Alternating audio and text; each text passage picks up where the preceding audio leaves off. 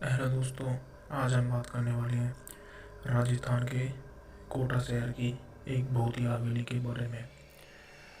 यह हवेली राजा महाराजा के समय बनाई हुई थी, लेकिन पिछले 18 सालों से इस हवेली में आज तक कोई भी रहने के लिए नहीं आया था। इच्छा होने पर भी इस हवेली में कोई भी नहीं रह पा सका था, क्योंकि लोगों का कहना था कि इस हवेली में भूत प्रेत का साया है। जब अजीत सिंह को इस हवेली के बारे में पता चला तो उसने तय किया कि वो इस रहस्य को जानकारी रहेगा, क्यों लोग इस हवेली में नहीं रह पा रहे हैं। उसने अपनी मजबूत इच्छा शक्ति से हवेली में रहने की पूरी तैयारी कर ली। उसके बाद जब उसने हवेली के अंदर जाने के लिए पैर आगे बढ़ाए तो दरवाजे पर किसी अनजान व्यक्ति ने उसे रोक लिया और नज़दीक जाके बोला, कौन हो आप और किधर जा रहे हो? अजीत सिंह ने जवाब देने बजाय उसके सामने सवाल किया, जी आप कौन? मेरा नाम अर्जुन सिंह है और मैं यहीं पास में ही रहता हूँ। अजीत सिंह ने कहा, ओह अच्छा, मैंने सुना है कि ये एक भूतिया हवेली है और यहाँ कोई नहीं आ पाता है, इसलिए मैं इस हवेली में एक दिन रुकने का फैसला किया है। अर्जुन सिंह ने कहा, जी हाँ, आपने सही सुना और आप भी अंदर मत जाइए। मेरी माने तो आप भी वापस लौट जाइए, यहाँ बहुत खतरा है। यह सुनकर अजीत सिंह खुश हो गया, जैसे उन्हें कोई लॉटरी लग गई हो। अर्जुन ने उसकी खुशी को देखकर बोला, आप क्यों खुश हो रहे हो? आपको तो भूत का नाम सुनकर डर लगना चाहिए। शायद आपको पता नहीं होगा, मैं भूत प्रेत में काफ़ी दिलचस्पी रखता हूँ। अगर इस हवेली में भूत है तो मैं अंदर जाऊँगा और सारी सच्चाई का पता भी लगाऊंगा। इतना कहकर अजीत सिंह उस हवेली में चले गए। अंदर जाके अजीत ने अपनी बैग को साइड में रखा और हवेली के और देखने लगा। सारे रूम भी चेक कर लिए। बाद में ड्राइंग रूम में आके सोफे पर बैठ गया। उसने वहाँ बैठकर दारू के 2-4 पैक भी पिए।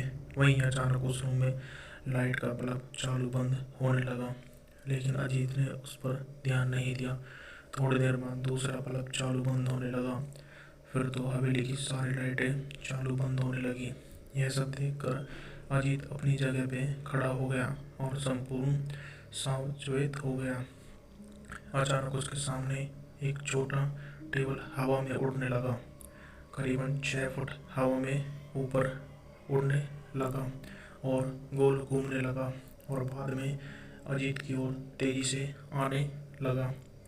अजीत ने तुरंत ही अपनी जगह बदल दी और दूसरी ओर चला गया और टेबल वहीं जाके गिरा जहां अजीत खड़ा था।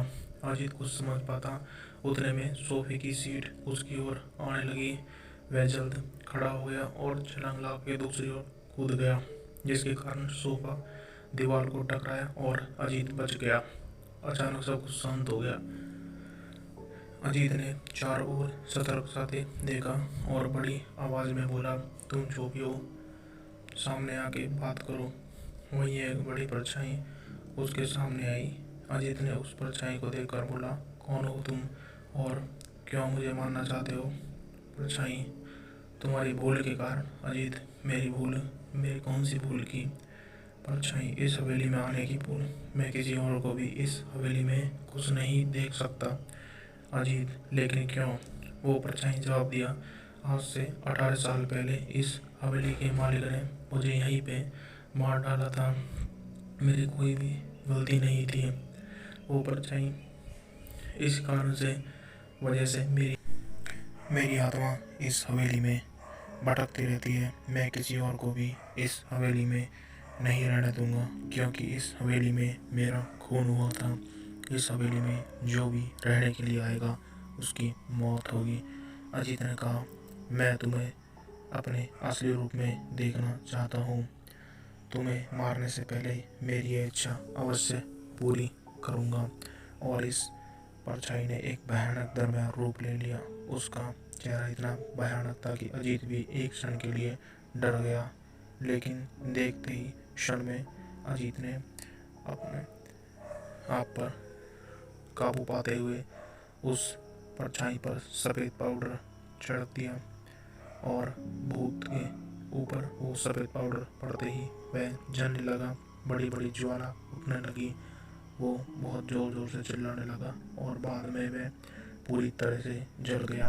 अगले दिन सुबह जब उसको अर्जुन मिला तो अर्जुन को उसने सारी बातें बताई और उस रात हुए सारी भयानक घटना के बारे में बताया और उसको बताया कि उसने आत्मा का पूरी तरह सफाया कर दिया है। अब इस हवेली में कोई आत्मा नहीं बची है। तो दोस्तों, कैसी लगी आज की कहानी? अच्छी लगी तो दोस्तों चैनल को सपोर्ट करें, सब्सक्राइब करें, लाइक करें दोस्तों। Thank you.